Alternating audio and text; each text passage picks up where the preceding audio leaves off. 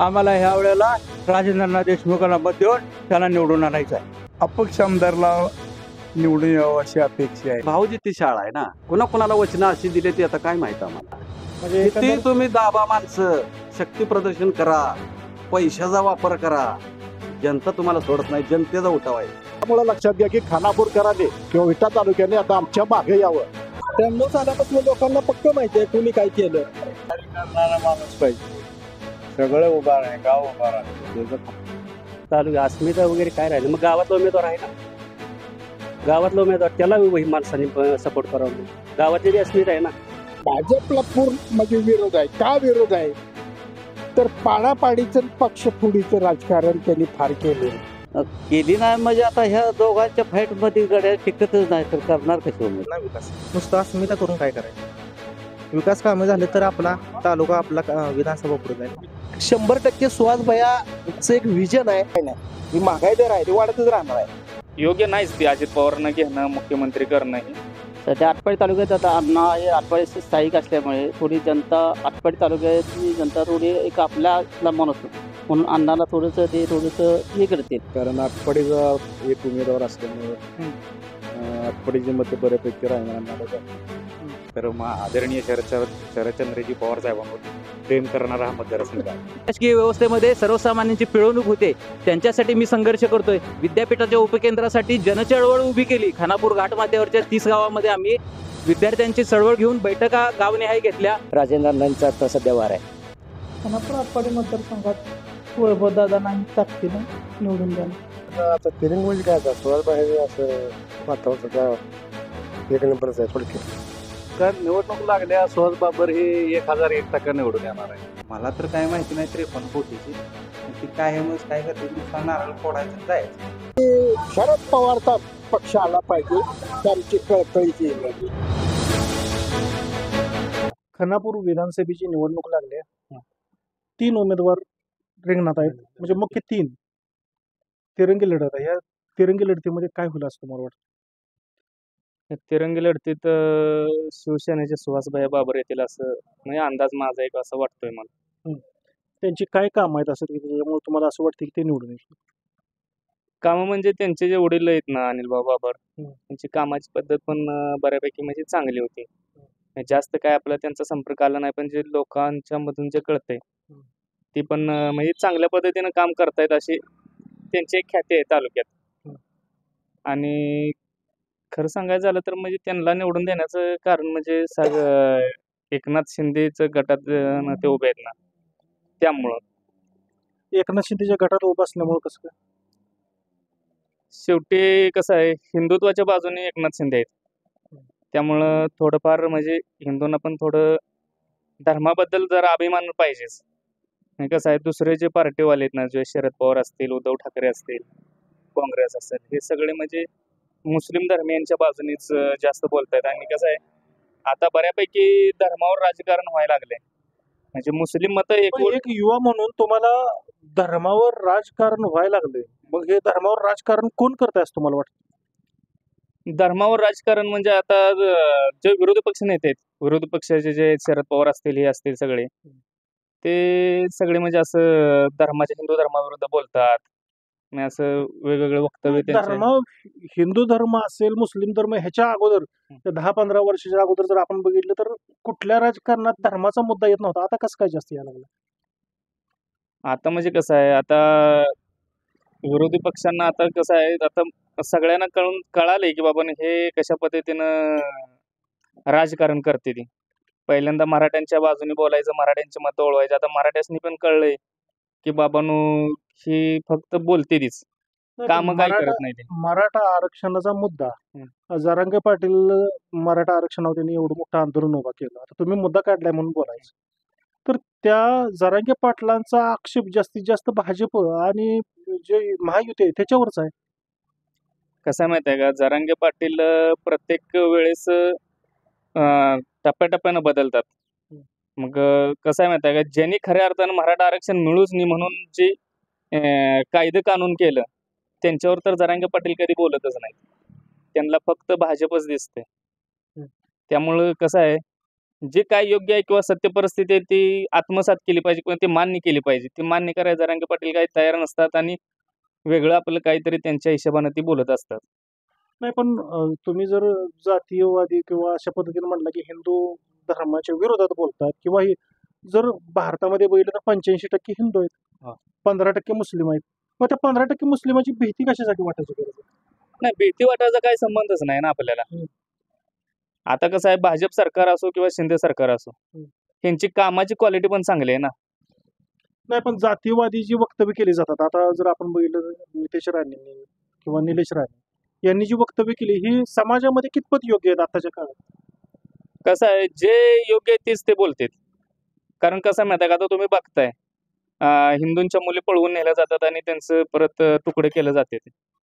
ही एक लव जिहाचा एक प्रकारच आहे. म्हणजे समाजात जाऊन जर तुम्ही तळागाळात जाऊन जर बघितलं तर खऱ्या अर्थानं आज हिंदू धोक्यात आहे का, तर 100%. आपल्या जिल्ह्यात किंवा आपल्या तालुक्यात अशा किती घटना घडली? आपल्या जिल्ह्यात किंवा तालुक्यात अशी एखादी घटना नाही घडली, पण देश पातळीवर म्हणा, राज्यात म्हणा, भरपूर घटना घडलेल्या आहेत. बऱ्यापैकी अशा म्हणजे जे फेक न्यूज आहेत ते पण आपल्यापर्यंत येत आहेत आणि त्याच्यावर आपण रिएक्ट होतो असं तुम्हाला वाटतं कधी? नाही, काय फेक न्यूज असतात त्याचा विषय नाही, पण त्यात काही ना काही सत्यता ही 100% असतीच. मग कसं आहे, एखादी पण आताचं राजकारण एक युवा म्हणून तुम्हाला कुठल्या दिशेने जावं असं वाटतं? काय अपेक्षा आहेत? एक युवक म्हणून तुमच्या काय अपेक्षा आहेत? योग म्हणून माझ्या अपेक्षा म्हणजे कसं आहे, आज देश मोदींच्या नेतृत्वात वेगवेगळ्या उंचीवर पोहोचायला लागलेला आहे. पहिली 60-65 वर्ष काँग्रेसनं फक्त देशाला आपल्या लुटायचंच काम केलं. काँग्रेसला लुटायचं काम केलं असं एका बाजूला म्हणताना काँग्रेसमधलीच लोक, आता भाजपचा आपण चेहरा जर बघितला तर भाजपमध्ये बरेच काँग्रेसमधलीच लोक आहेत. मग ज्यांनी लुटलं त्यांनाच घेऊन कसं काय सत्ताना आपण त्यांना कसं काय पवित्र म्हणायचं? कसं आहे माहिती आहे का, आता कसं आहे, मेन नेतृत्व काय आहे. मग कसं आहे, आता काँग्रेसचा जर एखादा आमदार असेल, खासदार असेल, तर जे त्यांचं मेन नेतृत्व होतं, पहिल्यांदा राजीव गांधी म्हणा, इंदिरा गांधी म्हणा, त्यानंतर मनमोहन सिंग, चला आता राहुल गांधी म्हणा. तर कसं आहे, ही त्यांचं त्या नेतृत्वाचं काय विचार आहेत ह्यावर ठरलं जातं. आता मोदींचं नेतृत्व आहे, मोदींचं विचार ठरलं जातं. आपण एक बघूया की आदल्या दिवशी अजित पवारांच्या वर 70,000 कोटींचा घोटाळ्याचा आरोप केला गेला सिंचनमध्ये आणि दुसऱ्या दिवशी त्यांना उपमुख्यमंत्री केलं. हे कितपत योग्य? हे तसं योग्य नाहीच, पण काय राजकारणाचे काय त्यांच्या खेळी असतील, काय असतील त्याचा विषय नाही, पण तसं योग्य नाहीच ते अजित पवारांना घेणं, मुख्यमंत्री करणंही. शेवटी ते काही जर झालं तर शरद पवारांचे पुतणीच. त्यामुळे हे काय गोष्ट मला नाही पटत, पण शेवटी मोदींचं नेतृत्व आपलं चांगलं आहे, अभिमान वाटतो त्यांच्याबद्दल किंवा देशाचं आपल्या आता मोदीचं नेतृत्व ठीक आहे, तुम्ही म्हणताय त्याच्याबद्दल काय नाही, परंतु देशातील जे मोठे मोठे ज्या सरकारी संस्था होत्या त्यांचं खाजगीकरण केलं, रेल्वे असेल किंवा BSNL असेल, अशा बऱ्याच गोष्टींचं खाजगीकरण करणं, तर त्याच्याबद्दल काय? किंवा विमानतळ असतील ती खाजगी कंपनीला, ज्या विमानतळावरती एखाद्या म्हणजे शहराचं नाव लागतं तिथं अदानी म्हणून लागतंय, अदानी रेल म्हणून नाव लागतंय, ह्याच्याबद्दल काय वाटतं तुम्हाला? तसं शासकीय ज्या गोष्टी आहेत ना, त्या गोष्टी खाजगीकरण नाही व्हायला पाहिजे. कारण कसं होतंय, खाजगीकरण केलं तर जे शासकीय पगार जे लोकांना मिळत होता, म्हणजे आज समाजामध्ये बऱ्याच ठिकाणी बाबांनो हे होते की बाबांनो शासकीय नोकरी पाहिजे. म्हणजे जर एखाद्याचं लग्न करायला गेलं तर शासकीय नोकरी पाहिजे आणि आता शासकीय नोकरी राहिल्या नाहीत, कारण सरकारनं बऱ्यापैकी खाजगीकरणच केलेलं आहे. आता मोदींनी ज्या वेळेला 2014ला ज्या वेळेला पहिल्यांदा ते निवडून आले होते, म्हणजे बहुमताने निवडून आले, त्यावेळी त्यांनी जे वादे केले होते तर ते कितपत पूर्ण केले त्यांनी?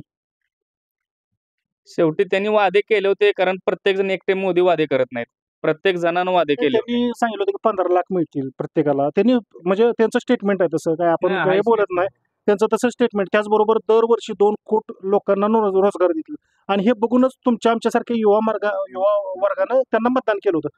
त्यांनी बोललेल्या ज्या गोष्टी आतापर्यंत आहेत त्या कितपत त्यांनी पूर्ण केली?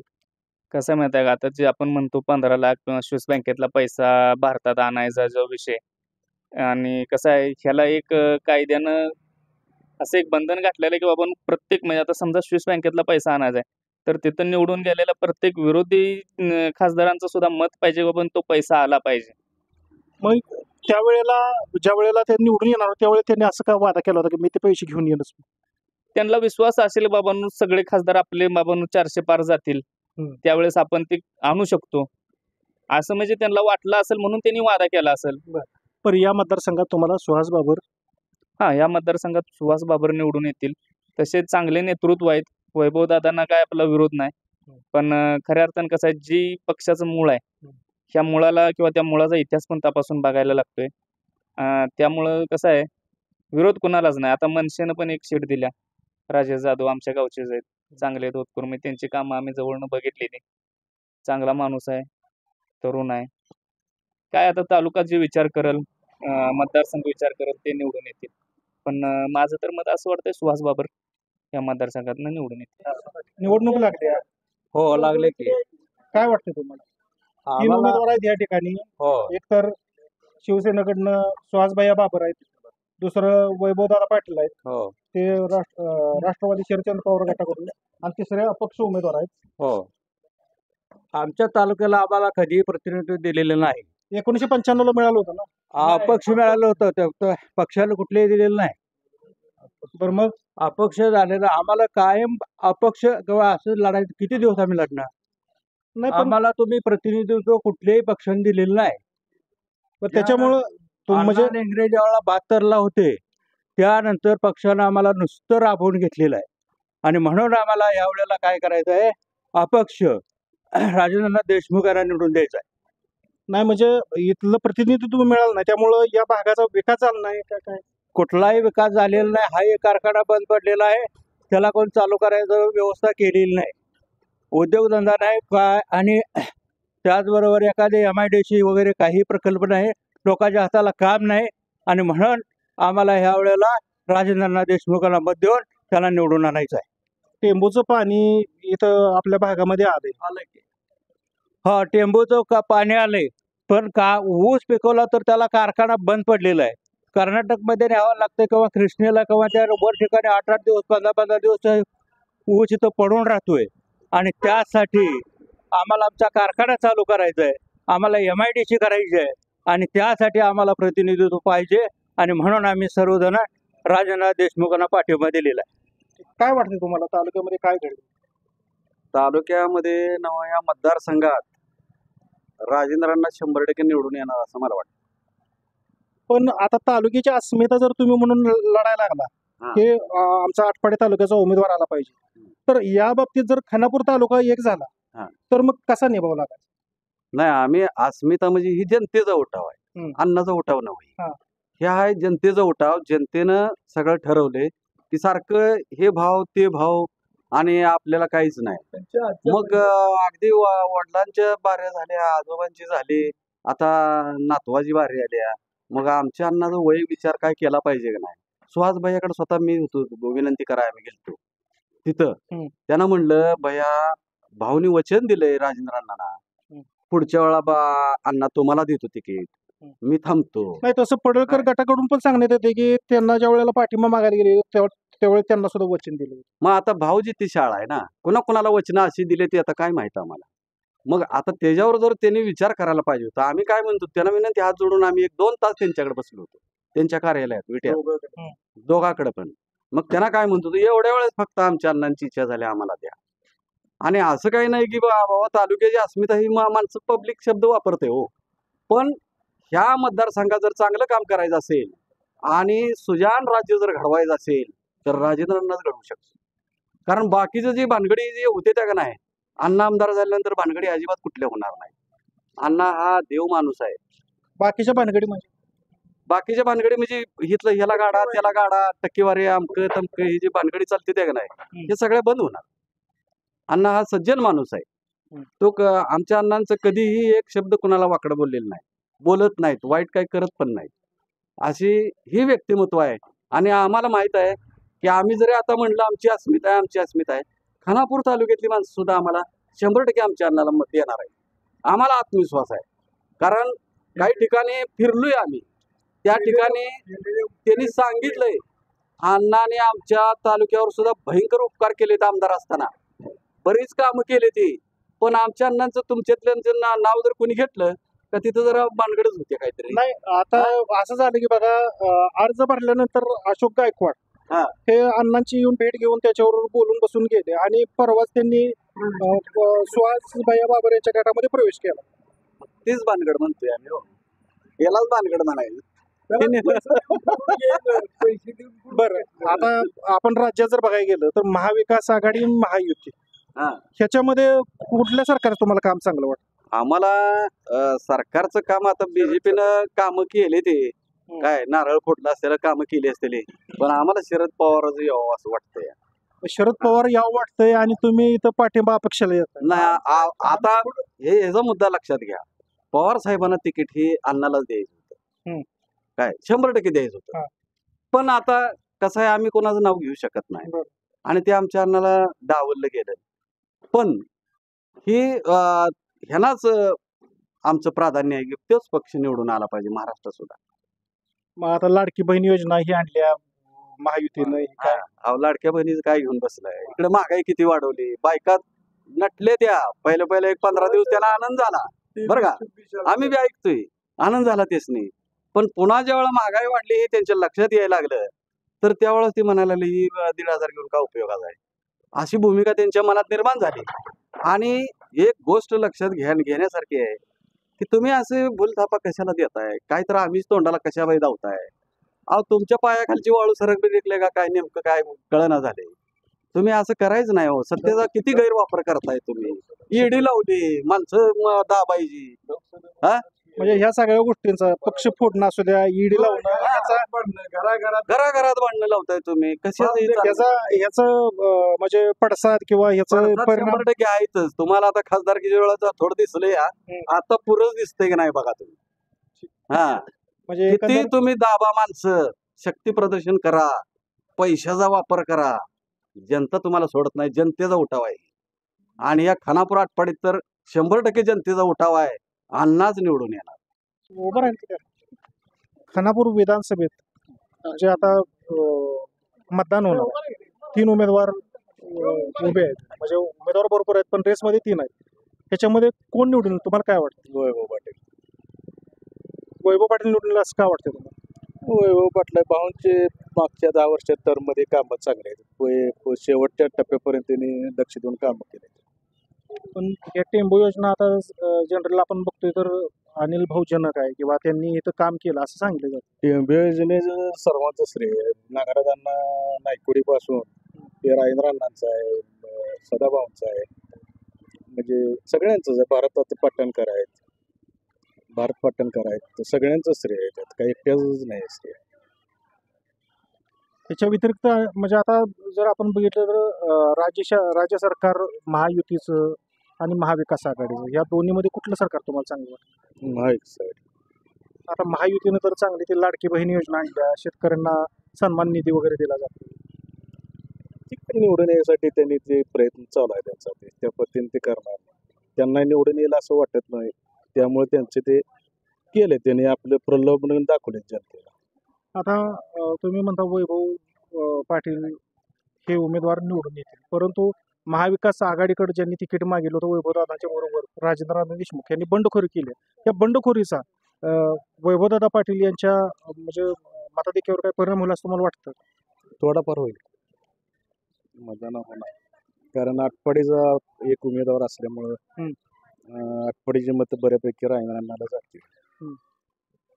आता अण्णांनी मागच्या वेळेस पाठिंबा तिकडे त्या नेत्याला होता, सदाभाऊंना नव्हता मागच्या वेळी पण त्यांचा पाठिंबा नव्हता. त्यामुळे एवढा काही विशेष फरक पडणार नाही. एवढा काही फरक पडणार नाही, थोडाफार फरक पडेल पण थोडाफार पडेल. बरं, आता येणाऱ्या म्हणजे जे कोणी निवडून येईल त्याच्याकडून तुमच्या काय अपेक्षा असतील? त्यांच्याकडून काय, आता पाणी आहे कुठं शेवटच्या टप्प्यापर्यंत पाणी पोचावं, कुठं राहिले रस्ते वगैरे चांगले व्हावत राहिले. रोजगाराबाबतीत काय करावं असतं मला? रोजगाराबाबतीत MIDC वगैरे कारखाना चालू व्हावा अशा अपेक्षा आहेत.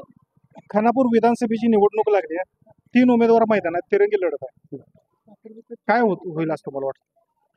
तिरंगी ती तुमच्या हिशोबाने झाली तिरंगी, तर एकच आहे सुहास बाबर झाली. असं कसं म्हणतात? होय, तोच निवडून आला सुहास बाबर. इतका आत्मविश्वास कसा? आत्मविश्वास आहे, 10 वर्ष झाली ते पळतेत ना, कामं केली त्यांनी, ते कामाच्या जीवावरच मत माणूस देणार आहे. कोणती कोणती कामं झाली असं मला वाटतं? कामं ही बंदिस्त पाईपलाईनची टेंबूची कामं झाली ते आमच्या म्हणजे आता गावाचा विचार जर करायचा झाला तर जवळ 12-13 कोटी रुपये त्यांनी आम्हाला दिले. 5 बंधारे झाले ते रोडची नाही, पण कामं आता झाली काही लोकांना भेटलो त्यावेळेला असं सांगण्यात आलं की बाबा हा जो मधला रस्ता आहे हा. तुमचा करगणीचा होय.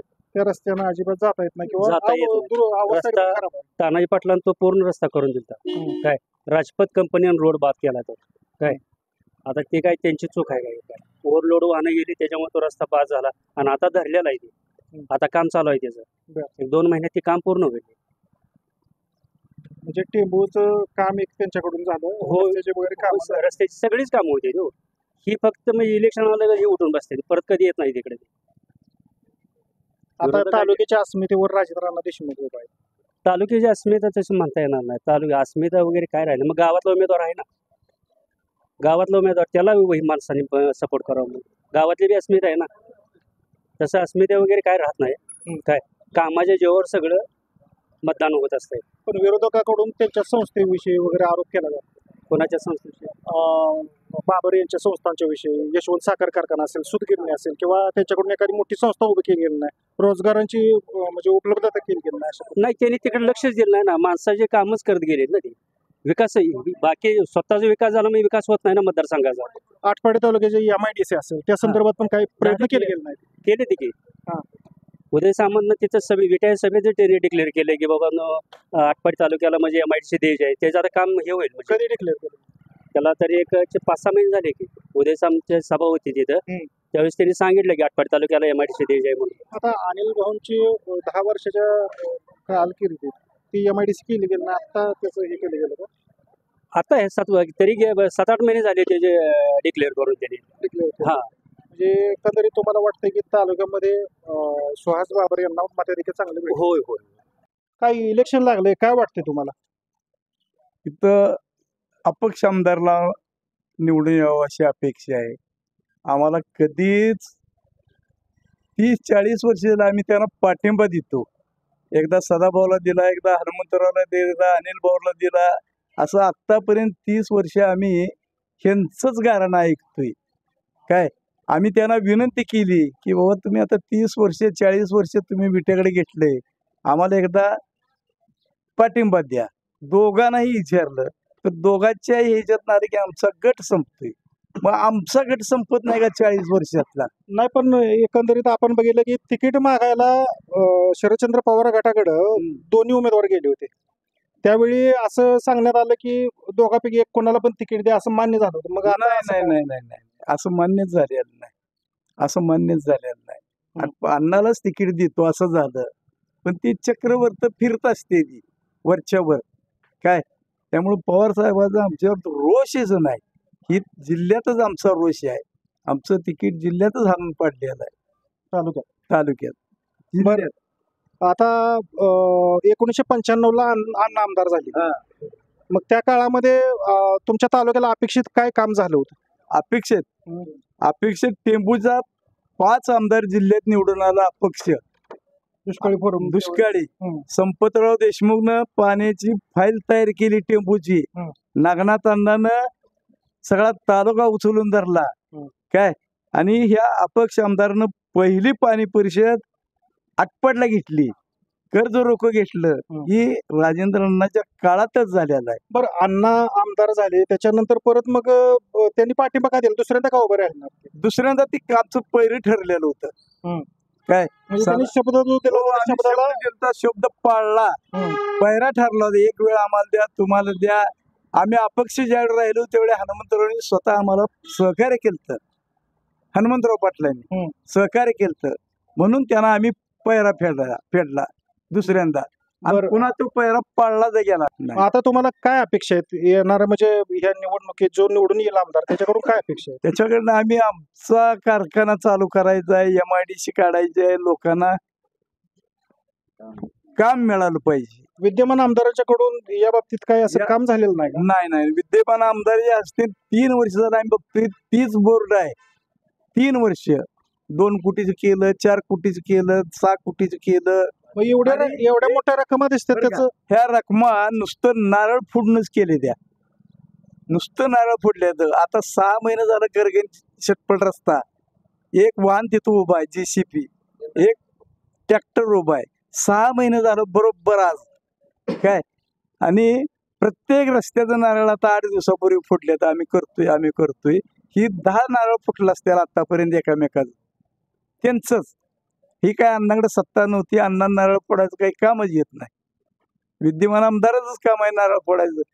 आत्ता नारळ फोडला या तरुड रस्त्याचा, शिवजमळ्यातल्या रस्त्याचा, काय पाटीलमळा रस्त्याचा. आता नारळ फोडल्यात नुसतं.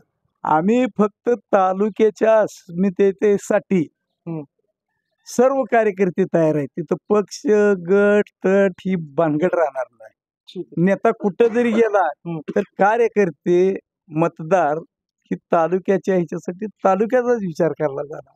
ठीक आहे. खानापूर विधानसभेची निवडणूक लागली आहे. त्या निवडणुकीत तिरंगी लढत आहे. त्या लढतीमध्ये काय होईल असं तुम्हाला काय वाटतं? राजेंद्र अण्णा देशमुख यांना.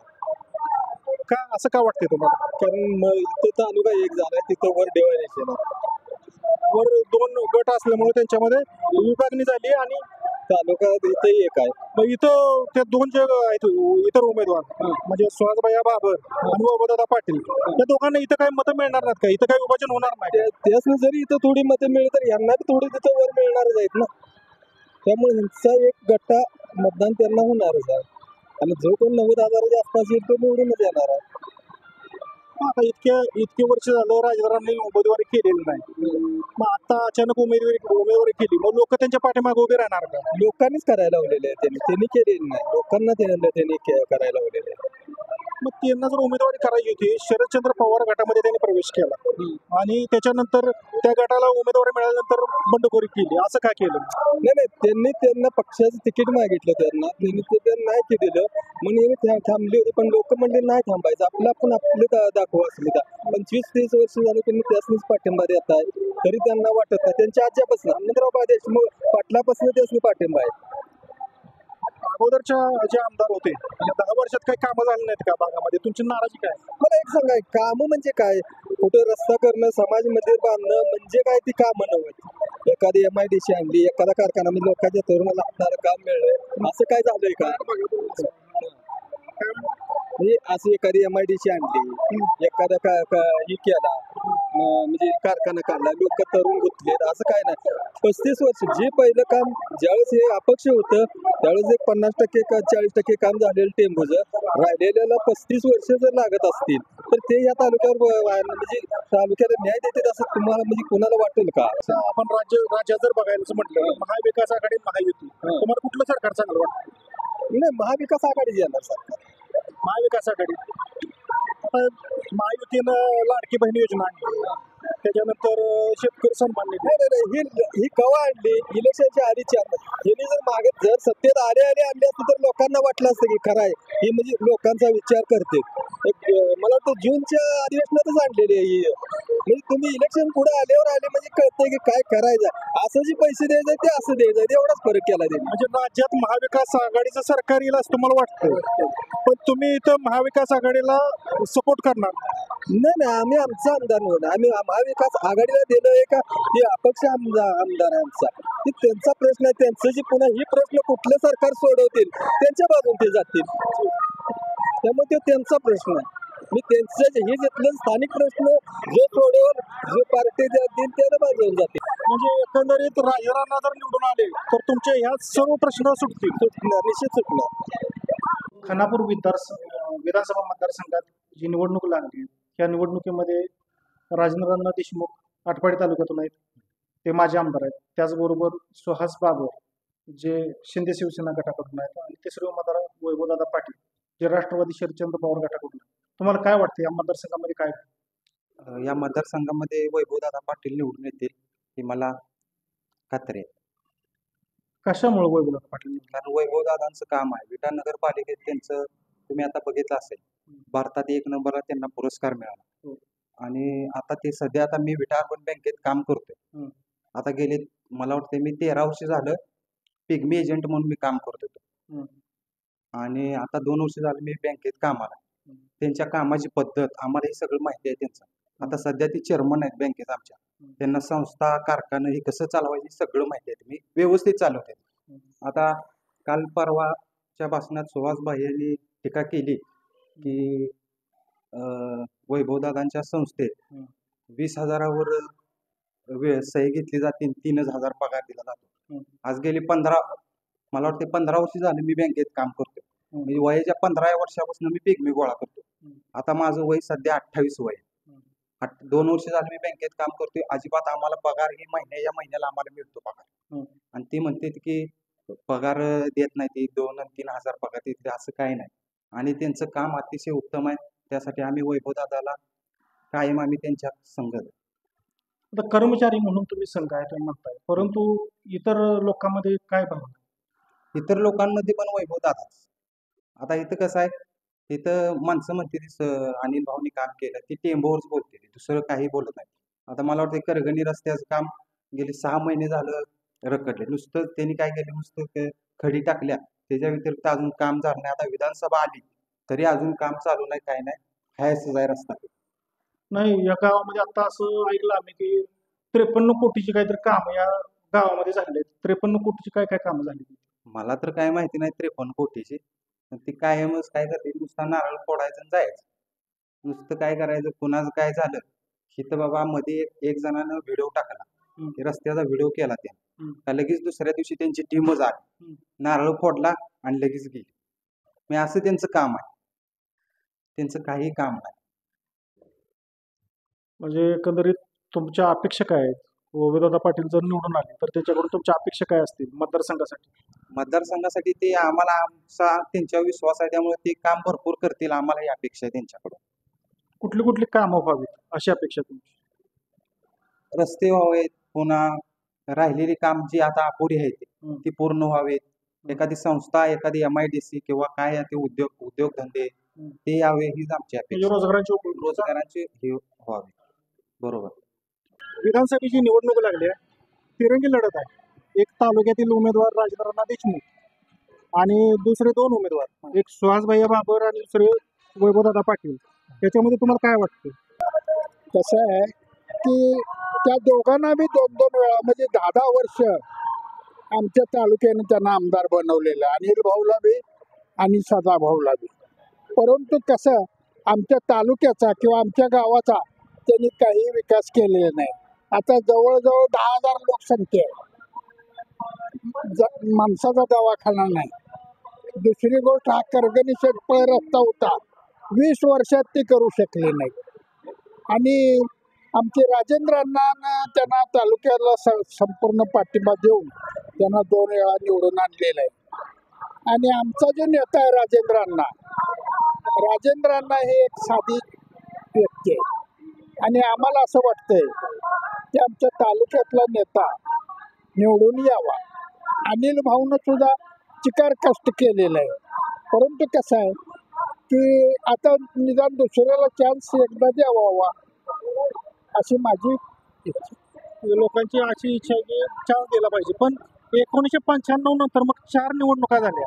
त्या 4 निवडणुकामध्ये त्यांनी का असं आता जे धाडस केलं त्यांनी का केलं नाही? कसं आहे की त्यावेळेला लालच म्हणजे खूप हे करायचे, हो पाठिंबा द्या, गयावया करायची. त्याच्यामुळं आम्ही आपला पाठिंबा दिला, तालुक्यानं, संपूर्ण तालुक्यानं पाठिंबा दिला. तर 2004 ते 14 सदाशिवबाबा पाटील आमदार. त्याच्यानंतर 10 वर्षाचा कालावधी आणि त्या कालावधीत इथं काम झालंय का? काम झालंय, परंतु आता कसं आहे माहिती आहे का, आमचा पूर्ण विरोध भाजपला पूर्ण म्हणजे विरोध आहे. का विरोध आहे तर पाडापाडीचं पक्षफोडीचं राजकारण त्यांनी फार केलेलं आहे. आणि ह्यानं इतकं पैसे खाल्लेत, त्यानं तितकं पैसे खाल्लेत, म्हणून त्याला ईडीचं बिहा लावायचं. समजा अशोकराव चव्हाण सारखा, पुन्हा शरद पवारांचा तो का अजित पवार यांना ज्यांना आरोप केला त्यांनाच आपल्या पक्षात घेतला आणि पक्षात गेलं का पुन्हा काय नाही, ईडी नाही, पवित्र झाले. ह्याची लढाई खास या दोघांची नाही, परंतु खास लढाई की शरद पवारचा पक्ष आला पाहिजे, आमची कळकळीची लढाई. आता तुम्ही इथं म्हणताय की राजभरांना देशमुखला पाठिंबा दिला तुम्ही देणार आणि शरद पवारांचा पक्ष कसा निवडून यायचा? कसं आहे माहितीये का राजेंद्रांना कुठे जात नाही, निवडून आला तर शरद पवारांकडे जाणार आहे तो. असं आहे.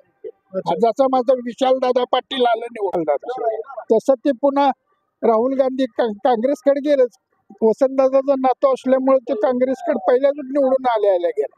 म्हणजे तसं तुम्हाला वाटतं की महाविकास आघाडीचं सरकार यायला पाहिजे? हा, महाविकास. पण इथं तुमचा पाठिंबा हे आता सगळं कसं आहे, मी एक काय गाव करेल ते राव करू शकणार नाही, माझ्या ह्यानं एकट्यानं काय होणार नाही. परंतु कसं आहे, त्यातनं काय जनतेचा उठाव कुणीकडे आहे, काय आपण तर काय नेता आहे काय. येणाऱ्या जो आमदार निवडून येणार असेल त्याच्याकडून तुमच्या काय अपेक्षा आहेत? अपेक्षा काय, लोकांचं काम करणं. हा दुधाचा धंदा आहे, शेती व्यवसाय आहे. तुम्हाला सांगतो, किमान नाही म्हटलं तर किती लिटर दूध जाते काय मला माहीत नाही, परंतु मी किमान नाही म्हटलं तर 50 हजार गायी आहेत. माणसाचा दवाखाना नाही, जनावराचा दवाखाना नाही. करगणीसने येणारा माणूस शेतकऱ्याला माझा तो डॉक्टर 200 ते 250 रुपये नुसते याय करायला घेतो. आणि तीच जर दवाखाना झाला इथं तर 20 रुपये सरकारी फी आहे, त्या फीमध्ये त्याची गाय गाप घालवता येते. हा 2 मेन प्रॉब्लेम आहेत आणि रस्त्याचा प्रॉब्लेम. राजेंद्रांना निवडून आल्यानंतर हे तुमची ज्या अडचणी आहेत ह्या दूर होतील. आता ती काय कसं आहे, त्यांचं तर म्हणजे प्रयत्न करणार, त्यांच्या तर काय हातात आहे का, म्हणजे अपेक्षा आहे तुम्हाला? अपेक्षा आहे. आता जे खानापूर विधानसभा निवडणूक लागलेली आहे, गावातील एक उमेदवार आहे, 3 उमेदवार आहेत अजून रेसमध्ये, भरपूर उमेदवार आहेत, पण रेसमध्ये 3 नाव आहेत. राजभरांना देशमुख जे अपक्ष आहेत, सुहास बाबर जे शिवसेना शिंदे गटाकडून आहेत, आणि तिसरे उमेदवार वैभव पाटील जे राष्ट्रवादी शरदचंद्र पवार गटाकडून आहेत. तुम्हाला काय वाटतं, या मतदारसंघात काय घडेल? या मतदारसंघामध्ये महाविकास आघाडीचे उमेदवार वैभव पाटील हे निवडून येतील. कारण ह्या मतदारसंघाचा इतिहास पाहिला तर आदरणीय शरदचंद्रजी पवार साहेबांवर प्रेम करणारा हा मतदारसंघ आहे. आणि तुतारी हे चिन्ह आज लोकसभेलाही तुम्ही बघितलं आहे की शरद पवार महाविकास आघाडीचा आणि शरद पवार पक्षाचा हा स्ट्राईक रेट उत्तम राहिलेला आहे, कमी जागात जास्त स्ट्राईक देण्याचा. आणि जसा उमेदवार दिलेला आहे पक्षाने, तो एक सक्षम उमेदवार आहे, जो त्यांच्या संस्था आहेत, ज्यांच्याकडे पुढचं विजन आहे, म्हणजे संस्था असतील, बँकिंग क्षेत्रात असतील व इतर महानगरपालिकेतला त्यांचा एक चांगला अनुभव आहे. नगरपालिकेचा त्यांचा नगरपालिका विटा नगरपालिका असेल त्याचा उपयोग भविष्यात आटपाडी तालुक्यातही होईल. त्यांच्या माध्यमातून इथं भरपूर कामं झालेली आहेत. पहिली त्यांनी माझं म्हणण्याचा उद्देश असा आहे की सदाभाऊ ज्यावेळी काँग्रेसमध्ये होते त्यावेळी त्यांनी टेंबू योजनेसाठी त्यांनी त्यावेळी सहकार्य केलं, त्यावेळी निधी उपलब्ध करून दिला. त्याच्यानंतर काय करावं, सरकार बदललं.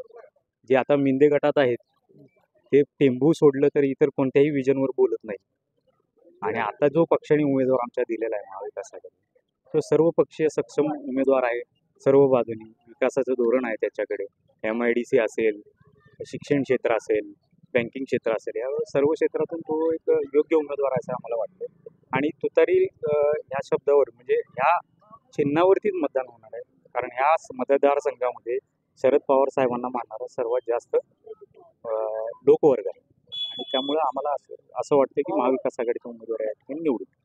नाही, पण संस्थात्मक विकास तुम्ही बोलताय, पण विरोधकाकडून अशी टीका केली जाते की ते संस्था ज्या केल्या त्या स्वतःसाठीच केल्या, त्याचा फायदा नाही, विरोधकांनी पण त्यांचं त्यावेळी तुल्यबळ वापरलं पाहिलं होतं. त्यांनी जर काय म्हणतो आपण, जसं लाडकी बहीण जशी जपलेली, जर लाडके कॉन्ट्रॅक्टर न जपता त्यांनी त्यांच्या संस्था चालू करायला पाहिलं होतं. त्यांना कोणी अडवलं होतं का? त्यांनी एक कारखानाही चालू केला होता असं आम्हाला ऐकायला आलेलं. त्याचं काय झालं? त्यांना जर त्यांच्या संस्था टिकवता आले नाही तर तो त्यांचा दोष आहे ना. एखादं विजन लोक जर तुमच्याशी जोडायचं असेल तर त्याचं माध्यम काय? तर संस्था असतील, लोकांना कामं द्यायची असेल तर रोजगार निर्माण केला पाहिजे. आणि त्याचं काम वैभव पाटलांनी त्यांच्या परीने केलेलं आहे. त्यावेळी त्यांनी करायला आलं होतं, त्यांनाही कुणी अडवलं नव्हतं. आणि त्यांनी त्यांच्या परीने ते उत्तमरित्या चालवलं आहे. त्याच्या व्यतिरिक्त त्यांच्याकडे कोणतं हे विजन आहे का? बरं, पाणी सोडून ते दुसरं काय बोलतायत का? हेच बोलतायत ना. त्यांच्याकडे संस्था आहेत, मग तुमच्याकडे नव्हत्या का? त्यांनाही तुम्ही प्रश्न विचारा ना की बाबा तुम्ही का नाही चालू करू शकला? तुम्ही ते सक्षमरित्या चालू शकणार नाही म्हणून तुम्ही चालू केल्या नसतील ना. किंवा काय तुमचं असेल ते तुम्ही बघा, तुम्ही त्यांना ते विचारा ना. की का बाबा ते करू शकले नाही. एकंदरीत महाराष्ट्र राज्याचा विचार करता महाविकास आघाडी का महायुती?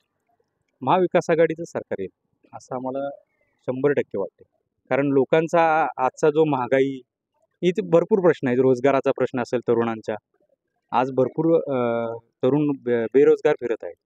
त्यांना जर विजन पाहिजे असेल तर आज आदरणीय शरद पवार साहेब असतील, राहुल गांधीजी असतील, उद्धव ठाकरे असतील, ह्यांचं विजन आहे की महाराष्ट्रामध्ये जास्तीत जास्त रोजगार आणून जास्तीत जास्त लोकांना रोजगार उपलब्ध करून देण्याचा.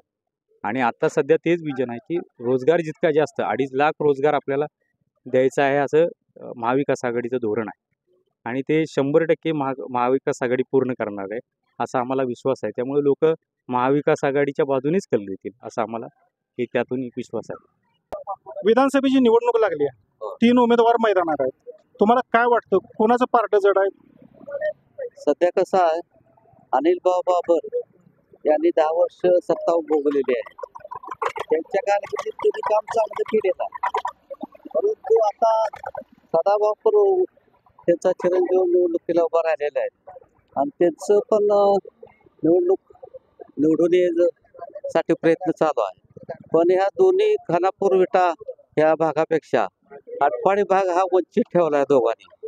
अण्णांनी दोघांनाही 10 वर्ष पाठिंबा दिला आणि आता प्रत्यक्ष जाऊन तिने विचारलं त्या दोघांनी की मला पाठिंबा एक वेळ द्या तुम्ही, तरी दोघांनी पाठिंबा दिला नाही. म्हणून तालुक्याची अस्मिता जपण्यासाठी राजकारणाने स्वतः अपक्ष उमेदवारी जाहीर केलेली.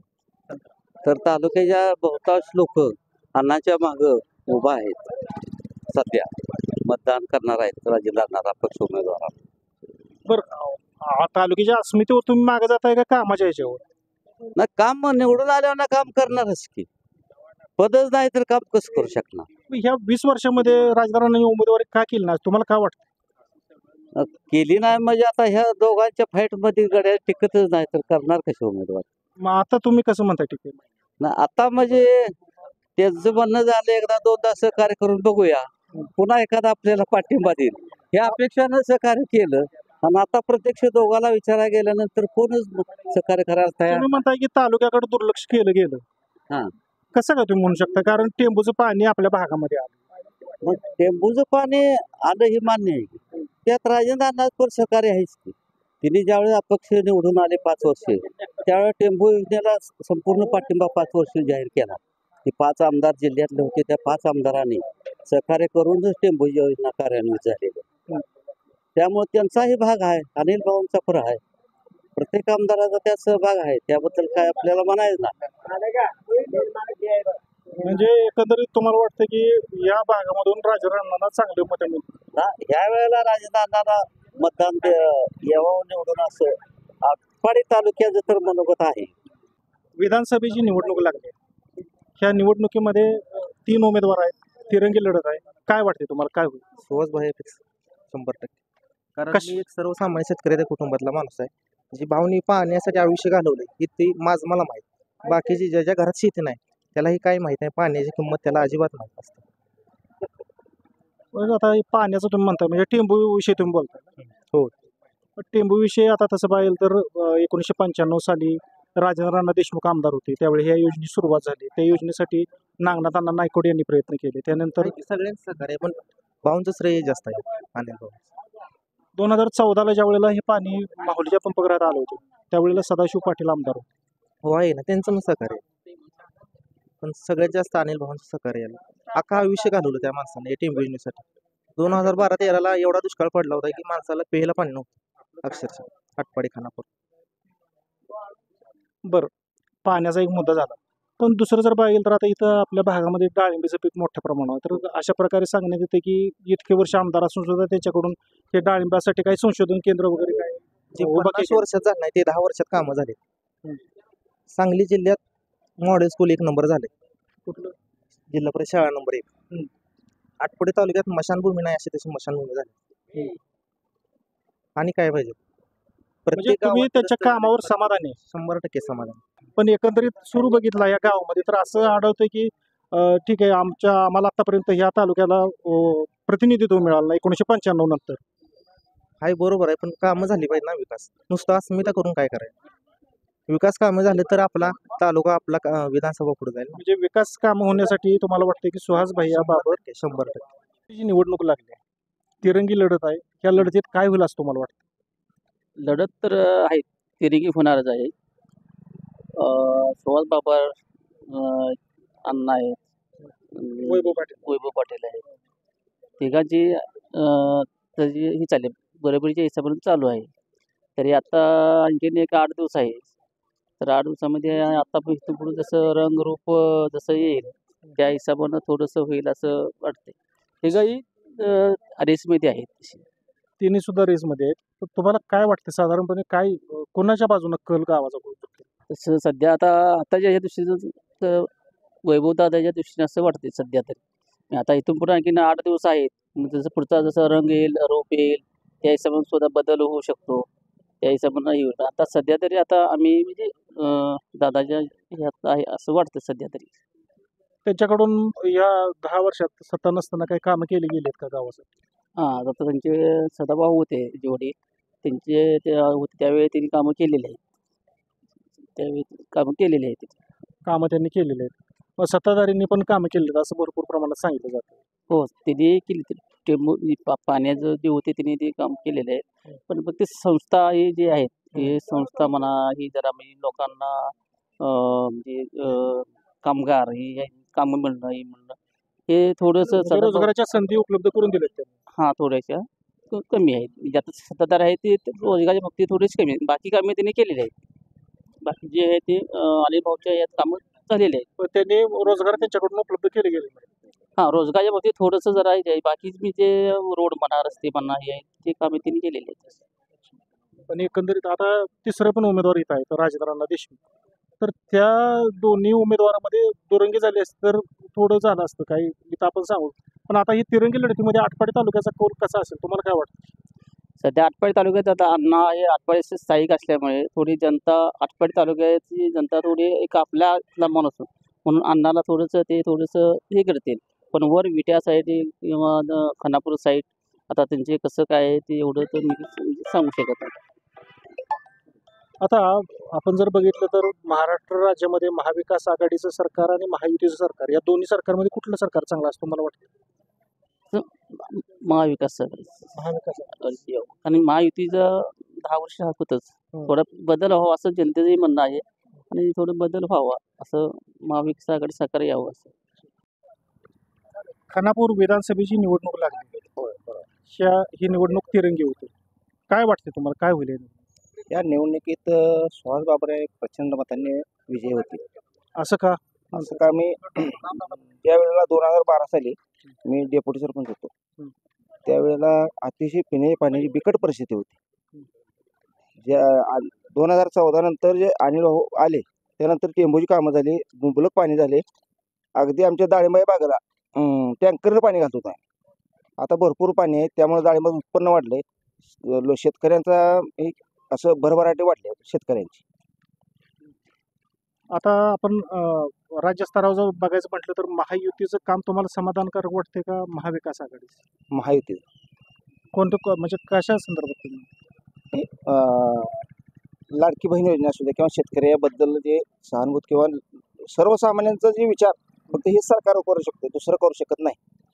लाडली बहिणा योजना आता इलेक्शन आता आलं, लाडली बहिणा योजना चालू केली. मग लोक असं म्हणतात की इलेक्शन आलं म्हणून मतांचं आता लोकसभेला मतं कमी पडली, शिटा कमी आल्या म्हणून त्यांनी चालू केली योजना. ज्यांना नावं ठेवायचे ते ठेवणारच आहे कारण ज्यांना काम करता तुम्ही सांगा योजना अगोदर का चालू केली ना? मग इतका लेट का झालं चालू करायला? इलेक्शन आल्यानंतर चालू कशी काय झाली? हा योगायोग आहे का खरोखरच मतासाठी चालू? मतासाठी नाही, योगायोग आहे का तर ते आधी शेवटी राज्याच्या तिजोरीचा विचार करूनच कुठली योजना करावी लागते.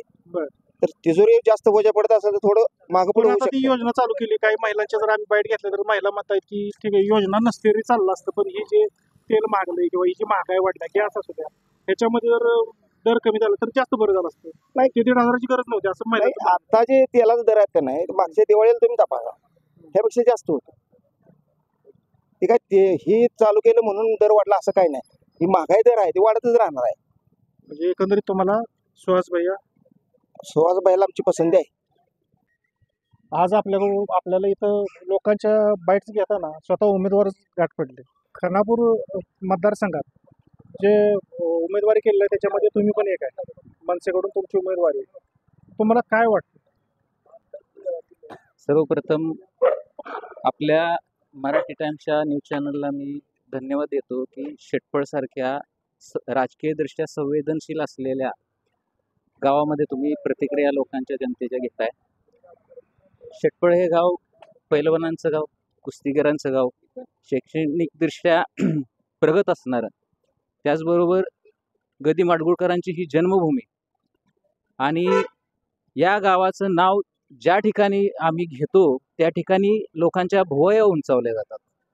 असं हे तालुक्यामध्ये राजकीय दबदबा असणारं गाव आणि या गावामध्ये मी एक नागरिक म्हणून मला माझ्या या गावाचा अभिमान वाटतो. राजकीय परिस्थिती बघितली तर मी 15 वर्ष झालं दोन्ही तालुक्यात संपर्कात आहे. माध्यमिक शिक्षण माझं विटा स्कूल विटा या ठिकाणी झालं. विद्यापीठाचं उपकेंद्र 2014 साली मंजूर झालंय. दुष्काळी भागातल्या 5-6 तालुक्यातल्या ह्या तरुणांना पदव्युत्तर शिक्षणासाठी कोल्हापूर आणि अनेक ठिकाणी जावं लागतं. विद्यापीठाचं उपकेंद्र झालं तर 500-600 कोटी रुपयाचा तो प्रकल्प आहे. खानापूर हे नावाला तालुका आहे पण सगळी प्रशासकीय कार्यालय विटा या ठिकाणी आहेत. व्यापारी असतील, तिथले नागरिक असतील, या आटपाडी तालुक्यावरती त्या विद्यापीठ उपकेंद्राचा फार मोठा प्रभाव पडणार आहे. दूरगामी मतदारसंघामध्ये अर्थकारणाला बळकटी मिळणार आहे. शैक्षणिकदृष्ट्या अतिशय संवेदनशील असलेला हा विषय प्रस्थापित नेत्यांनी, दोन्ही नेत्यांनी याचं राजकारण केलंय. केवळ गायरानाची 100 एकर जागा शासनाच्या एका विभागाकडून दुसऱ्या विभागाकडे हस्तांतरित करायचे. कलेक्टर पुढे जाऊन बसायचं आहे आणि सांगायचं आहे की जागा तिकडे ट्रान्सफर कर. हे होत नाही. MIDC सारख्या प्रश्नावरती राजकारण होतंय. मी स्वतः MIDC साठी पाठपुरावा केला. औद्योगिक विकास महामंडळ म्हणते जागा सुचवा. अहो, जागा 1000 एकर जागा आहे. मानगंगा सहकारी साखर कारखाना ज्या ठिकाणी प्रस्तावित होता, स्वर्गीय भाई गणपतराव आबा देशमुख आणि तालुक्याचे माजी आमदार राजेंद्र अण्णा यांच्या प्रयत्नातनं साखर कारखाना उभा राहिला. पण ती प्रस्तावित जागा पूर्वीची शेटपळ गावाच्या पूर्वेला पारुबाई मंदिर आणि सोमेवाडी शेटपळे म्हणजे ही जिल्हा हद्द पण आहे आणि तालुका हद्द पण आहे. त्या ठिकाणी 1000 एकर जमीन आहे. तो कारखाना काही कालांतरानं काही विषयानं आटपाडीच्या सोनार सिद्धनगर इथं गेला. पण MIDC या ठिकाणी होऊ शकते. औद्योगिक विकास महामंडळ म्हणतं तुम्ही जागा सुचवा. राष्ट्रीय महामार्ग आहे, नागपूर रत्नागिरी राष्ट्रीय महामार्ग जवळ गेलेला आहे. पाण्याची उपलब्धता, बुध्याळ सारखा तलाव आहे. बुध्याळ सारख्या तलावावरती जर तिथं जर काही सोयी सुविधा केल्या पर्यटनासाठी पण ते केंद्र होऊ शकतं. मतदारसंघामध्ये अनेक प्रश्न आहेत. मी 15 वर्ष झालं सर्वसामान्य जनतेसाठी, गोरगरीब जनतेसाठी, तळागाळातल्या लोकांसाठी आपले पोलीस स्टेशन, तहसील कचेरी आणि प्रशासकीय व्यवस्थेमध्ये सर्वसामान्यांची पिळवणूक होते त्यांच्यासाठी मी संघर्ष करतोय. विद्यापीठाच्या उपकेंद्रासाठी जनचळवळ उभी केली. खानापूर घाटमाथ्यावरच्या 30 गावामध्ये आम्ही विद्यार्थ्यांची चळवळ घेऊन बैठका गावनिहाय घेतल्या. राज्यपालांना 10,000 पत्र पाठवली तत्कालीन भगतसिंग कोश्यारी साहेब. अशा अनेक विषय आहेत. आपल्या मतदारसंघामध्ये ऐतिहासिक ठिकाण आहेत. पुण्यश्लोक छत्रपती श्री शिवाजी महाराज, छत्रपती संभाजी महाराज यांच्या पदस्पर्शानं पावन झालेली भूमी आहे. किल्ले भोपाळगड या ठिकाणी नरवीर बहिर्जी नाईक यांची समाधी आहे. इतिहास आहे, पर्यटन आहे, अनेक प्राचीन मंदिर आहेत. खरसुंडीचं सिद्धनाथ मंदिर आहे, रेवणसिद्धाचं मंदिर आहे, शुक देवस्थान, तीर्थक्षेत्र, तपोभूमी, अगस्त्य ऋषींचं ठिकाण आहे. पर्यटनासाठी, इतिहासप्रेमींसाठी, गडप्रेमींसाठी प्रचंड मोठा वाव आहे. पर्यटनासाठी वाव असताना सुद्धा MTDC Maharashtra tourism development corporation म्हणजेच महाराष्ट्र पर्यटन विकास महामंडळाच्या माध्यमातून विश्रामगृह आपल्या मतदारसंघामध्ये नाही. 15 वर्ष झालं ते धुळकात पडलंय. भिवघाट या ठिकाणी तुम्ही भिवघाटच्या बाजूला गेलात चौकामध्येच उजव्या हाताला 1 एकरचं विश्रामगृह 15 वर्ष झालं असंच प्रलंबित पडलंय. आटपाडी तालुक्यासाठी जीवनदायी ठरणारी धनगाव पाणी योजना 2017ला 125 कोटी रुपये त्या योजनेवरती खर्च झाला. जलशुद्धीकरणाचा प्रकल्प भिवघाटमध्ये आहे. सायपन पद्धतीनं पाणी कॉक फिरवला की प्रत्येक गावाला मिळणार आहे. आता प्रत्येक गावाची पाण्याची व्यवस्था कशी आहे? तळ्याजवळून पाणी उचललं जात आहे, खालच्या स्टोरेजला टँकमध्ये सोडलं जात आहे, तिथून उचललं जात आहे, वर सोडलं टाकीवरती सोडलं जात आहे. पण तिथून जे पाणी सोडणार आहे सायपन पद्धतीनं नळाला पाणी पोचणार आहे. 2 ठिकाणी मोटर आल्या, 2 ठिकाणी वीज बिल आली, म्हणजे मोटर दुरुस्तीचा खर्च आला. आपण वर्षाचा जर आपण खर्च पकडला लाखो रुपयाच्या याच्यामध्ये जातो आकडा एका गावाचा, मग तालुक्यात 58 गाव आहेत, किती आकडा होत असेल? दूषित पाण्यानं लोकांचे आरोग्य बाधित होत आहेत, लोक आजारी पडतायत. धनगाव पाणी योजनेसारख्या योजनेवरती जर योजना पूर्ण आहे पण एकही नेता या विषयावरती बोलत नाही. माझी सर्वसामान्य जनतेला, मतदारांना विनंती आहे, तुमच्या माध्यमातून मी सांगू इच्छितो, मतदारांनी हे विचारलं पाहिजे. MIDC साठी तुम्ही आश्वासन देता, उपकेंद्रासाठी आश्वासन देता, तर हे प्रश्न तुम्ही का सोडवत नाही? तुम्ही कालपर्यंत आचारसंहिता लागू होईपर्यंत एकाच सत्तेमध्ये होता, एकाच व्यासपीठावरती होता. आज तुम्ही एकमेकाच्या विरोधात आरोप प्रत्यारोप करताय. हे कशासाठी? लोकांच्या हितासाठी. शिवसेनेचे मतदार आहेत, भाजपचे मतदार आहेत, राष्ट्रवादीचे मतदार आहेत, काँग्रेसचे, सगळ्यांनाच पाणी मिळणार आहे ना. भूमिका बदलण्याबाबत जो म्हणाल की एकाच व्यासपीठावर होते वगैरे, आता तुमच्या पक्षाचे जे सर्व आहेत, राज ठाकरे साहेब, त्यांची सुद्धा भूमिका अशी सतत बदलत राहील असं वाटत नाही का? जनतेचं असं म्हणणं होतं, कारण दिसले तसं.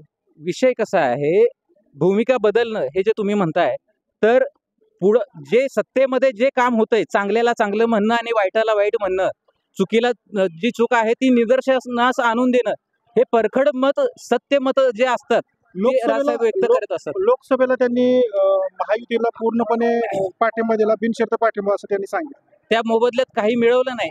मराठी भाषेला अभिजात भाषेचा दर्जा मिळावा ही त्यांची मागणी.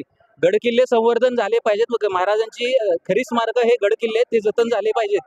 अशा अनेक भूमिका राजसाहेबांनी त्यावेळी घेतलेल्या आहेत.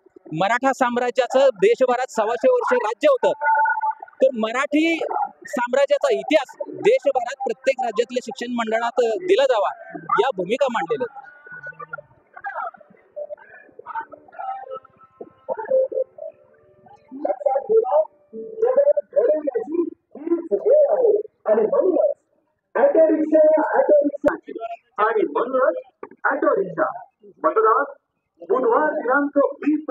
तुम्ही आता म्हणजे लोकांच्या मध्ये जात आहे, लोकांच्या काय भावना आहेत तुमच्या उमेदवारीविषयी? माझ्यासारखा सर्वसामान्य तरुणाला सन्मान्य राजसाहेबांनी उमेदवारी दिली, माझ्यावरती विश्वास दाखवला. महाराष्ट्र नवनिर्माण सेनेचं मला तिकीट आहे, याचबरोबर सर्वसामान्य जनतेचंही मला तिकीट आहे. मी 3 महिन्यापूर्वी एक कुटुंब एक रुपया ही संकल्पना राबवली. मी 15 वर्ष लोकांसाठी तळमळीनं काम करतोय. राजकारणामध्ये मी सत्ताकारण, संपत्ती, पैसा, प्रॉपर्टी आणि जमिनी खरेदी करणं याच्यासाठी नाही. माझी एक उदात्त भूमिका आहे, तळमळ भूमिका आहे. 80% समाजकारण, 20% समाजकारणाला पूरक राजकारण, ही भूमिका घेऊन मी काम करतोय. 3200 लोकांनी मला 1-1 रुपया पाठवून माझ्यावरती विश्वास संपादन केलाय.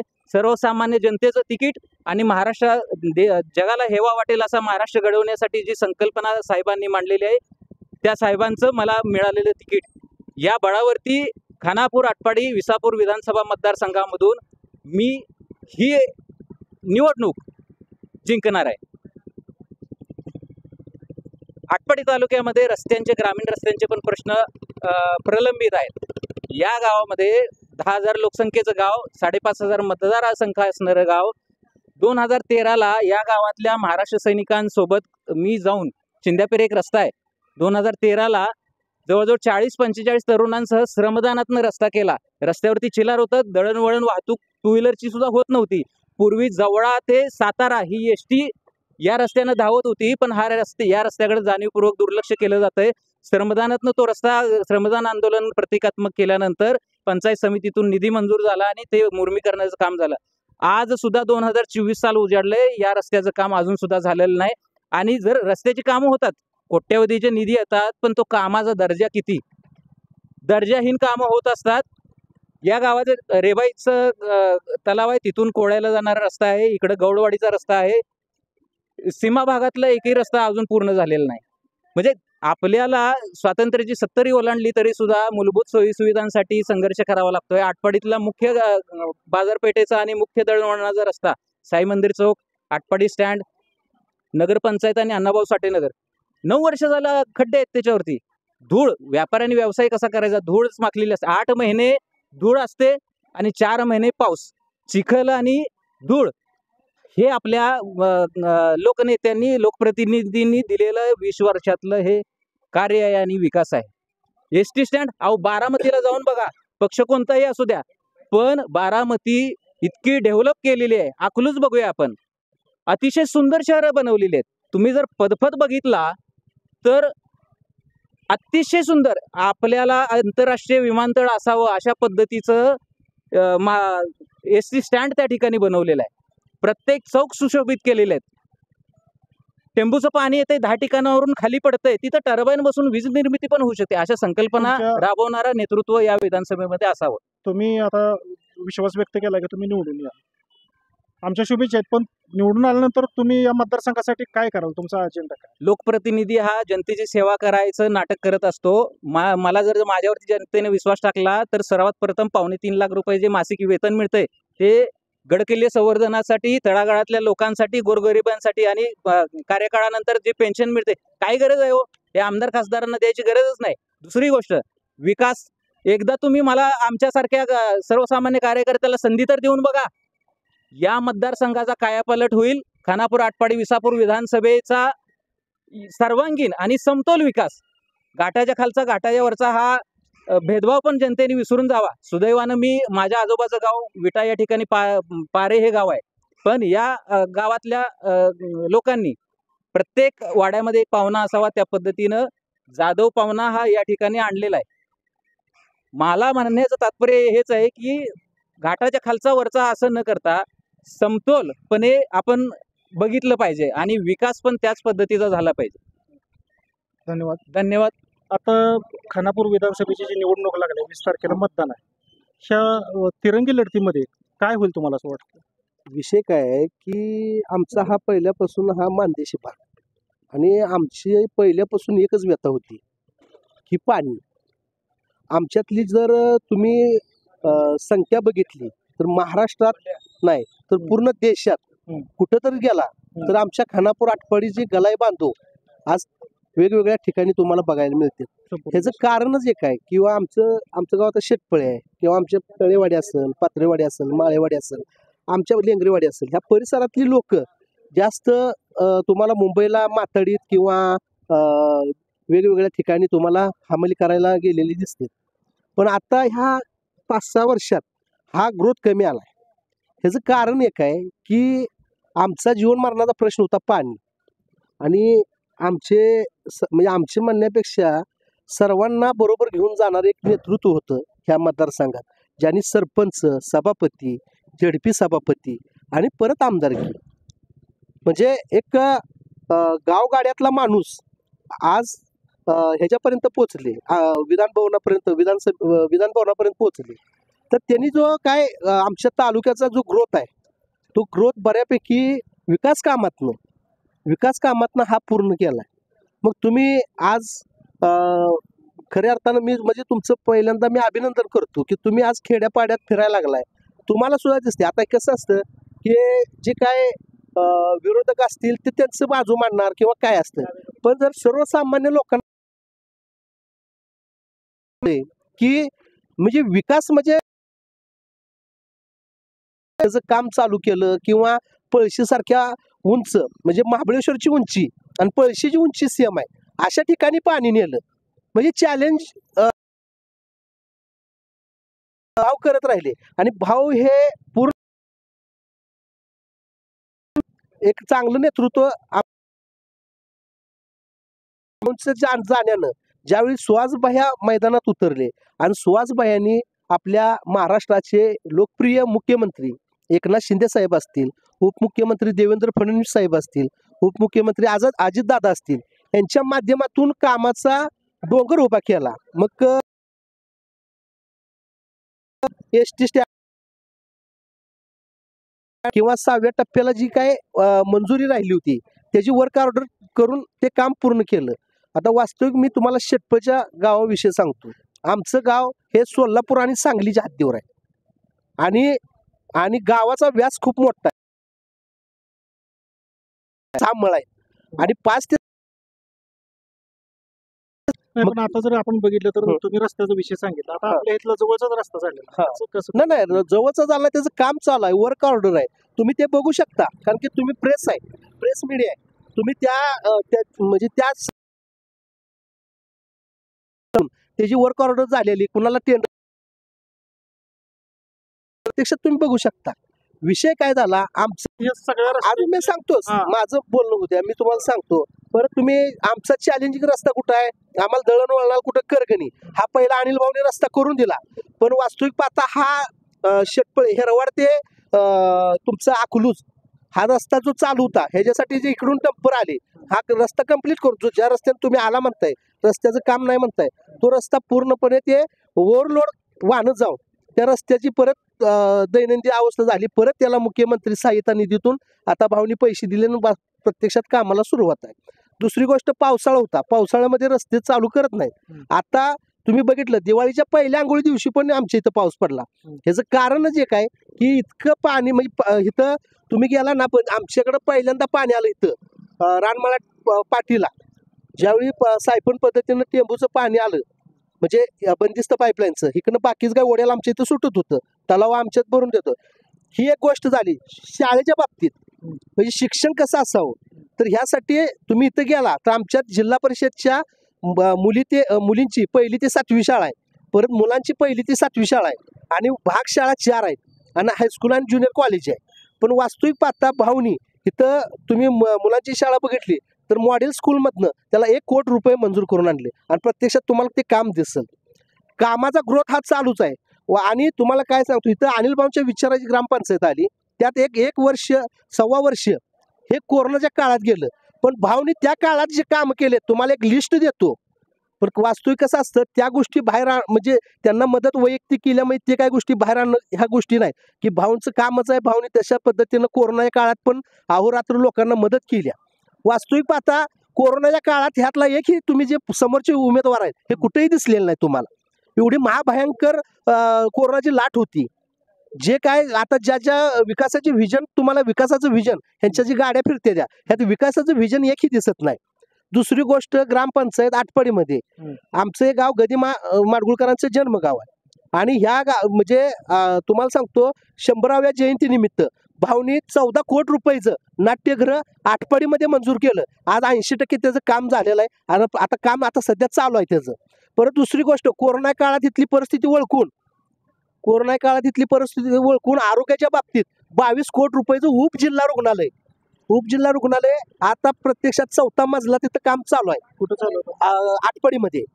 आणि दुसरं षटपचं सांगतो ना, मी षटपचं पण सांगतो ना. हे झालं ह्याचं तुमचं शाळेचं झालं. आमच्या तुम्हाला सांगतो गावाचा जर विचार केला तर पाणी आलं, रेबाई तलाव असेल किंवा इकडे बाबुरवाडा तलाव असेल, हे तलाव टेंबूच्या पाण्याच्या माध्यमातून भरून द्यायला लागलं. दुसरी गोष्ट, गावात आता लोड शेडिंग वाढलं, लोक जायला लागली भाऊंच्याकडे. डीपी भाऊ आमचा डीपी उडतोय किंवा डीपी बाबा जळतोय किंवा लोड जेवढा पाहिजे तेवढा भेटत नाही. तर भाऊन आता इथं वर तुम्ही गेला तर 8.5 कोटी रुपयाचं विद्युत उपकेंद्र झालेलं तुम्हाला दिसेल. म्हणजे म्हणण्याचा उद्देश काय आहे की सर्वांगी विकास भावनी केलाय. मग तुम्ही आमची स्मशानभूमीत गेला तर तिथं तुम्ही स्मशानभूमी बाबतीत तुम्ही बघू शकता. इथं बाजारपट्टणात गेला, बाजारपट्टणातलीही बघू शकता. बाकीच्या वेगवेगळ्या समाज मंदिर आता कसं आहे, ब्लॉक समाज मंदिर किंवा अंतर्गत रस्तं, कॉन्क्रीट रस्तं, ह्या बऱ्याच गोष्टी दिल्या. पण गावाचा व्यास मोठा आहे. तुम्हाला अशा काही गोष्टी जाणवतील की आलं मग हे काय नाही झालं किंवा ते काय झालं. आणि तुम्हाला एक सांगू का, आटपाडीत एकमेव सर्वसामान्य कुटुंबातनं जन्म गेलेले तानाजीराव पाटील आहेत अध्यक्ष. त्यांच्या माध्यमातून तालुक्यात सर्वगिनी विकास चालू आहे. आमच्यातला एक विषय होता, इथलं लेंगरेवाडीनं आमच्यातल्या म्हणजे फायली होत्या विहिरीच्या. आता काय झालं, पाणी आल्यामुळे काय झालं की समजा 5 एकर क्षेत्र आहे, तर 5 एकर क्षेत्रात 3 जण भाऊ आहेत, तर त्या जवळजवळ विहिरी पाडता येत नव्हत्या. भाऊनी तो निर्णय करून घेतला की 250 मीटरवरती विहीर पाडायची. आणि तुम्हाला सांगतो तो अधिवेशन मध्ये निर्णय तो मंजूर करून आज प्रत्यक्षात शेतकऱ्यांना त्याचा लाभ व्हायला लागला. बरं ठीक आहे, मी म्हणजे तुम्ही ही काम सांगितली, ह्याच्याबद्दल नाकारायचं काय कारण नाही, झाल्याशिवाय तुम्ही बोलणार नाही, तो विषय नाही. पण सातत्यानं त्यांचा जो कारखाना असेल, यशवंत कारखाना असेल, सूतगिरणी असेल, ज्या संस्था असतील, त्या संस्थांच्या विषयी त्यांच्यावरती सतत आरोप केला. तुम्हाला त्याच्या बाबतीत पण सांगतो, यशवंत कारखाना असेल किंवा सूतगिरण असेल, त्यावेळी जे काही जिल्ह्याचे नेते होते त्यांनी त्या बाबतीत सगळ्यांना जे काही दुष्काळी फोरम मधले नेते होते त्यांना दाबण्याचंच काम केलं. त्यांना त्या पद्धतीत निधीच दिला नाही. आम्हाला तुम्हाला सांगतो काय की आम्हाला पाणी अगोदर आलं असतं, पण ते पाणी 2004 ते 2014 एकही रुपयाचं काम झालं नाही. आणि दुसरी गोष्ट म्हणजे जे काही कारखाना असेल किंवा सूतगिरणी, ह्यांना जी काही पॅकेज पद्धत असते किंवा जे शासन मदत करतं, ह्यांना कुठल्याही पद्धतीची त्या पद्धतीनं मदत झाली नाही. आणि परत ह्या आमच्या पट्ट्यातली जी आहेत म्हणजे जत असेल कवठे मंकाळ ह्या पट्टा असेल ह्या पट्ट्यातल्या सर्व नेत्यांनी दुष्काळी फोरम नावाचा एक हे स्थापन केलं आणि त्यातनं आमच्या तालुक्याचे नेते अमरसिंह बापू देशमुख यांना त्यांनी जिल्हा परिषद अध्यक्ष बनवलं कारण की पद देण्याच्या बाबतीत ह्यांनी आमच्यावर कायम अन्याय केलाय. ह्या जे काय वरचे आहेत जे राज्याचे नेते म्हणून सगळे फिरतात ह्यांनी आमच्या भागावरती कायमच अन्याय केलेला आहे. पण भाऊनी 2014 की धनुष्यबाणाला इथं म्हणजे हा मतदारसंघ सुटला होता आणि त्यावेळी उलटा म्हणजे प्रवेश केला आणि का केला तर ह्या सगळ्या वस्तुस्थितीला हे करा. आणि यशवंत कारखान्याची तुम्ही बोलला तो सध्या म्हणजे शासन दरबारी तो हायकोर्टामध्ये सुप्रीम कोर्टामध्ये त्याची याचिका दाखल केलेली आहे आणि त्याच्यावरती हे चालू आहे काम चालू. एकंदरीत तुम्हाला वाटतं की या मतदारसंघामधून सुहास बाबर हे निवडून येतील? हो 100% सुहास भैयाचं एक विजन आहे. सुहास भैया हे म्हणजे काय आमदारकी नुसती मिरवायला आणि आमदारकी नुसतं हे करण्यासाठी नाही त्याला एक वेगळं विजन घेऊन काम करणारे हे सुहास भैया आणि अध्यक्ष ही जोडगुळे आहे आणि निश्चितच त्या शेतकऱ्याचा राहिलेला विकास तुम्हाला येत्या काळात पूर्ण झालेला दिसेल आणि नक्कीच आम्ही तुम्हाला आमच्या गावात बोलू. आम्ही काय तुमच्या आता बाईट दिली आणि उद्या आम्ही कुठं जाणार नाही. तुम्हाला 2 महिन्यानं 3 महिन्यानं ज्या वेळी आमची वेगवेगळी उद्घाटन असतील त्यावेळी तुम्हाला बोलवलं जाईल आणि तुम्ही त्यावेळी नक्कीच आमच्या शब्दाला मान देऊन षटफळमध्ये या. तुमचं मराठी टाइम्सचं मी मनापासून माझ्या पार्टीच्या वतीने मी तुमचा आभार मानतो. खानापूर विधानसभेची निवडणूक लागली 3 उमेदवार रिंगणात आहेत, काय वाटतं? खानापूर आटपाडी मतदारसंघात वैभवदादांना आम्ही ताकदीनं निवडून देणार. कशामुळे तुम्ही वैभवदादांना ताकदीने निवडून देणार, काय कारण? त्याच्यामागचं कारण म्हणजे विकास हा खानापूर आटपाडी तालुक्याचा कमी प्रमाणात आहे त्याच्यामुळे दादांना आम्ही ताकदीने निवडून देणार. म्हणजे ह्या 10 वर्षामध्ये तुम्हाला अपेक्षित कामं झालेली नाही अपेक्षित तर नाहीच. काय होती तुमची अपेक्षित कामं? जी सार्वजनिक जी काम आहे ती आमच्या पसंती नाही. कोणकोणती कामं व्हायला हवी होती असं तुम्हाला वाटतं, जी झाली नाहीत ती कोणती कामं व्हावीत? किंवा वैभवदादा पाटील जर निवडून आले तर त्यांच्याकडून तुमच्या काय अपेक्षा आहेत? समजा करगणीसारख्या ठिकाणी एखादी ITI कॉलेज म्हणा किंवा जी सार्वजनिक संस्था आहे आमची अपेक्षित. महाराष्ट्र राज्यामध्ये महाविकास आघाडी महायुती याच्यामध्ये कोणाचं काम तुम्हाला चांगलं वाटतं? महाविकास आघाडी. पण ह्या मतदारसंघामध्ये वैभवदादा ताकदीने निवडून द्या. खानापूर विधानसभा निवडणूक लागली, रणधुमाळी चालू आहे, 20 तारीख आता जवळ आली, काय वाटते तुम्हाला? तर खानापुराची म्हणजे महाराष्ट्राचं इलेक्शन लागलेलं आहे. खानापूर आटपाडी मतदारसंघामध्ये राजेंद्र अण्णांचा आता सध्या वार आहे. तर माझं असं मत आहे की राजेंद्र अण्णा देशमुख हे मोठ्या फरकाने इथं निवडून येणार. म्हणजे त्यांनी या मतदारसंघामध्ये आता जी भूमिका घेतली निवडणूक लढवायची तर त्यांनी अगोदर राष्ट्रवादीचे शरदचंद्र पवार यांच्याकडे तिकिटासाठी मागणी केलेली होती आणि त्याच्यानंतर सांगितलं होतं की आमच्या दोघात म्हणजे सदाशिव पाटील वैभव पाटील किंवा आमच्या दोघात कोणाला पण तिकीट मिळू द्या आम्ही तयार आहे असं त्यांनी सांगितलं. बरोबर. तर पहिल्यांदा अण्णांनी प्रयत्न केला तिकिटासाठी. तर अण्णांचं पण मत हे होतं की तालुक्यासाठी लढवायचं आहे. तर हे जे तुम्ही आता म्हटला ते खरं तर वाक्य सदाभाऊंचं होतं आणि अण्णांनी आजपर्यंत पाठिंबा आपल्या वाड्याने आटपाडीच्या जनतेने पाठिंबा देत आलेले आहेत. खानापूरच्या आमदारांना 2दा सदाभाऊंना आमदार केलं, 2दा अनिल भाऊंना आमदार केलं.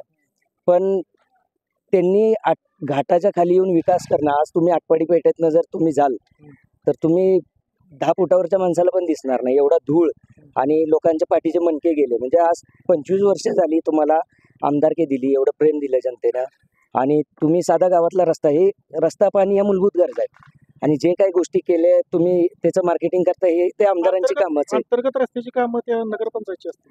हा तर अंतर्गत रस्ता पण जो मेन बाहेरचा रस्ता आहे आटपाडीचा तर ते काम तर आमदारांच्याच अखत्यारीस येतं. तर त्यांनी ते केलं पाहिजे होतं.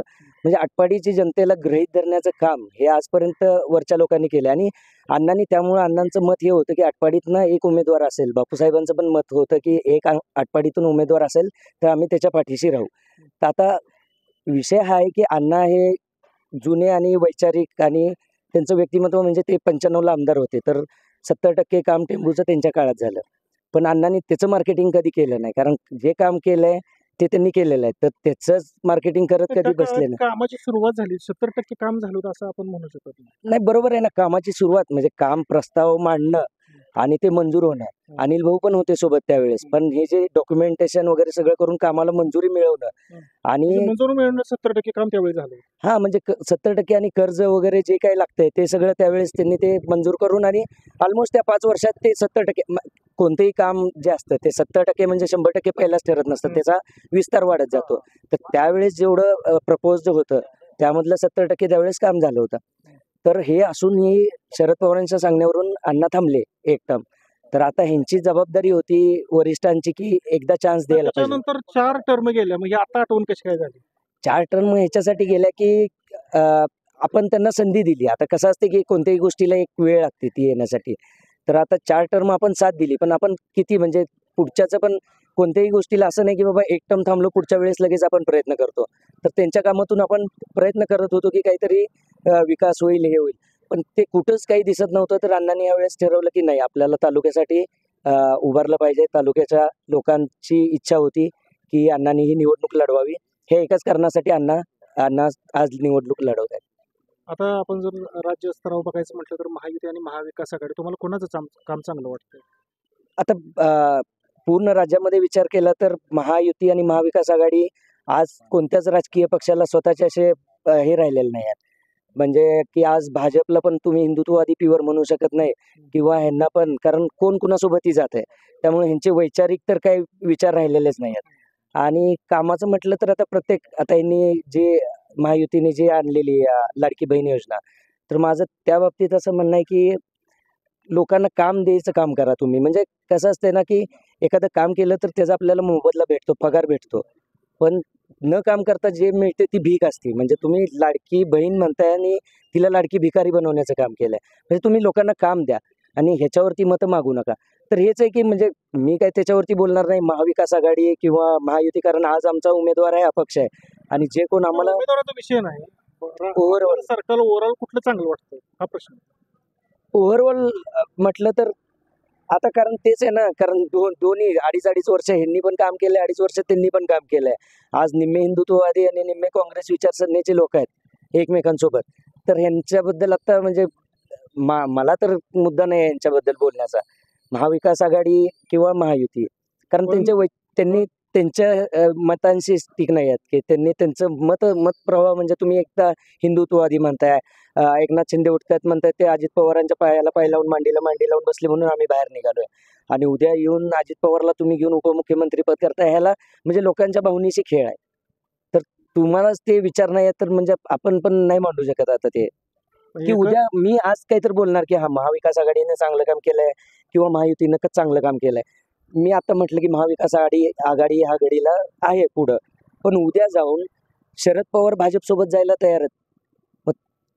असं आहे ना, किंवा एकनाथ शिंदेचं म्हणतात की शरद पवारांशी बोलणं सुरू आहे. हे 6 जणही आज असं आहे की आपापली तयारी करून बसलेत की उद्या कुणाचा हात पकडायचा आणि कुणासोबत पळून जायचं.